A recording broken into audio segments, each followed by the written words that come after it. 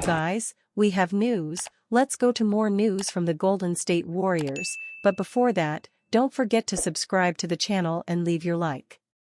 The Warriors are at a delicate moment in the season, where they have won half of the games played and still do not appear to be a candidate for the playoffs. Changes need to be made, and fans who have always liked coach Steve Kerr are heavily criticizing and calling for the coach to leave. Steve Kerr is being heavily criticized by Warriors fans, and changes could happen. The Golden State Warriors have lost yet again. In what has become a concerning pattern, the Warriors were trounced 113-95 by the Cleveland Cavaliers. Stephen Curry was absolutely terrible, going 4-14 from the field and scoring just 11 points on the night. His three-point shooting was uncharacteristically poor, going 3-11 from deep. The team's two leading scorers were Moses Moody and Jonathan Kuminga, who both came off the bench to deliver 19 and 18 points, respectively. Warriors end abysmal month with terrible shooting. The Warriors have ended this month with a terrible record, playing 13 games and going 4-9. During this stretch, they shot just 42.2% from the field, the worst across the entire NBA. This just goes to show how weak the Warriors have been. After a strong start to the season, they went 12-7 before the start of December. One has to wonder just how bad the Warriors have been. In recent memory, the Warriors did miss the playoffs in 2020 and 2021. But one statistic shows that they are in their worst stretch ever. Last night, the Warriors went 33-99 from the field against the Cavaliers. They shot 33.3% from the field, which is the worst field goal percentage the team has ever had under Steve Kerr. This might be the worst performance the Warriors have ever had under Steve Kerr. Scoring under 100 points, shooting 33.3% from the field, and 23.7% from deep is unacceptable. Context is important, and any other contenders from the 2019-20 season shouldn't be considered, as Stephen Curry and Klay Thompson were out for almost the entire season. The Warriors need to turn things around. And it appears they've been handed a lifeline, they just need to take it. Is it time to bring him back to Golden State? Sacramento didn't know what they had. Is anybody else blown away that Mike Brown doesn't have a coaching job anymore? The former Golden State Warriors assistant coach had turned the moribund Sacramento Kings into a playoff team since he took them over in 2021. But now he's been unceremoniously removed from his HC position in one of the sharpest transitions from hero to fired I've seen since the last time it happened to Coach Brown. As an outside observer, sometimes I feel like Brown's coaching journey has been like a storm of bad luck and untimely circumstances, except for his time with the Golden State Warriors. Brown is no stranger to success, boasting an impressive resume that includes an NBA Coach of the Year award, 2009, and multiple playoff appearances. But despite his accolades, his career has often been defined by everything going wrong at precisely the wrong time. Take his first head coaching gig with the Cleveland Cavaliers. Sure, Brown rode the wave of LeBron James' brilliance, leading the Cavs to the 2007 NBA Finals. But that squad wasn't exactly loaded with talent beyond its generational superstar. When LeBron left Cleveland in 2010, Brown was let go soon after, a scapegoat for circumstances well beyond his control. His next stop was the Los Angeles Lakers, where he inherited a star-studded lineup of Kobe Bryant, Dwight Howard, and Steve Nash. It should have been a dream job, but injuries and chemistry issues turned it into a nightmare. Brown lasted just 5 games into his second season before being unceremoniously fired. Remember when he got the Kobe death stare? Even a return to Cleveland in 2013 proved fruitless, as the team was in full rebuilding mode, and Brown was dismissed again after just 1 season. Then came Golden State, a place where Brown's luck seemed to finally turn. As Steve Kerr's trusted assistant, he found himself in an environment of stability and success, helping the Warriors secure championships while learning from one of the game's most innovative organizations.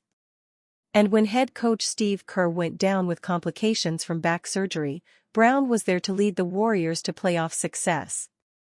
But even as he basked in the glow of those golden years, the question lingered, could Mike Brown still lead a team as a head coach, or was his legacy destined to be that of a brilliant assistant? Enter the Sacramento Kings. Brown's arrival in 2022 marked a chance to flip the script on his narrative. The Kings, a franchise synonymous with dysfunction and a record-setting playoff drought, presented both a challenge and an opportunity. With a core led by De'Aaron Fox and Domantas Sabonis, Brown inherited a team brimming with untapped potential. And with his defensive acumen, championship pedigree, and lessons learned from his time in Golden State, he seemed poised to finally put it all together. He even took the defending champion Warriors to 7 games in a thrilling series that is the last playoff series the Splash Brothers ever won together. Those Kings were feisty, smart, and disciplined, much like their coach. After that proud effort and defeat, it seemed like only a matter of time before the Kings would have their turn. Latest video from SB Nation. The time a basketball player peed during a game, the Annex podcast segment. Want the full thing? Check out https://www.patreon.com/secretbase. When we watch sports, whether in person or at home, we have luxuries not afforded to the athletes playing. Sometimes it's comfort, sometimes it's food. Maybe he can come back to the Warriors and help us figure out something to get us back in the playoffs? Stephen Curry on the Warriors, we're very mid right now. The Golden State Warriors dropped to 16-16 in this 2024-25 NBA season after a 113-95 loss to the Cleveland Cavaliers at Chase Center on Monday. Stephen Curry was asked about the Warriors heading into 2025 with a .500 record in his post-game press conference and admitted they are just a mediocre team. How do the kids say it? We're very mid right now, Curry said. We're just very average, and I think we understand that better days can be ahead. You're not in that big of a hole in the Western Conference if you look at the standings. You go on a 5-6 game run, to us that sounds like a lot, but it is the numbers, Curry added. You can make up a lot of ground pretty quickly. And it's a tough task, but that fine line between losing hope and confidence and understanding one good week, and you're kind of back in it. That's where we are. A reporter stated that Curry had called the Warriors an average team around this time in the last couple of years as well. He wondered if the two-time MVP was getting some déjà vu now. There's a little déjà vu, but I think it's different just in the sense of how we started the year, Curry stated. It's kind of like the 22 year, but it's obviously totally different, where we had a rough January through April that year, but we started 18-2. The last 2 years has been kind of the opposite, where we had slow starts and had to chase a little bit and finish the year strong, Curry continued. This year we started 12-3 and that's flipped on its head, so it's an emotional roller coaster for sure. It's frustrating because you're losing games for all different types of reasons. Starts at 21-10 mark. While there are plenty of reasons why the Warriors have gone 4-13 after a 12-3 start, the one that stands out the most is their struggles on offense. It was on full display against the Cavaliers here.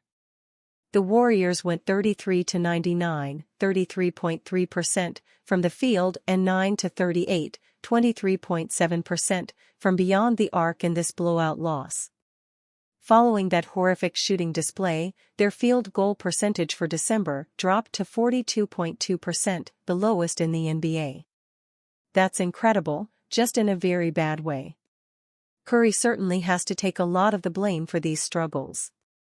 The 36-year-old put in a woeful performance against the Cavaliers with just 11 points, 4-14 FG, 2 rebounds, 3 assists, 1 steal, and 1 block, and we unsurprising gave him a terrible grade when rating Warriors players after this loss.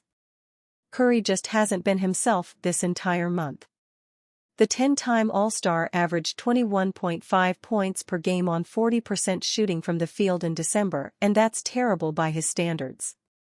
Unless Curry starts playing better, his team will continue to slide. The Warriors were 44-38 in 2022-23 and 46-36 in 2023-24, and it's now looking a bit doubtful that they'll even be able to match those win totals in 2024-25. They brought in Dennis Schroeder with the hope that he'd give them a much-needed spark, but he has failed to do so thus far. It's early to call the Schroeder trade a bad one, but the early signs aren't great.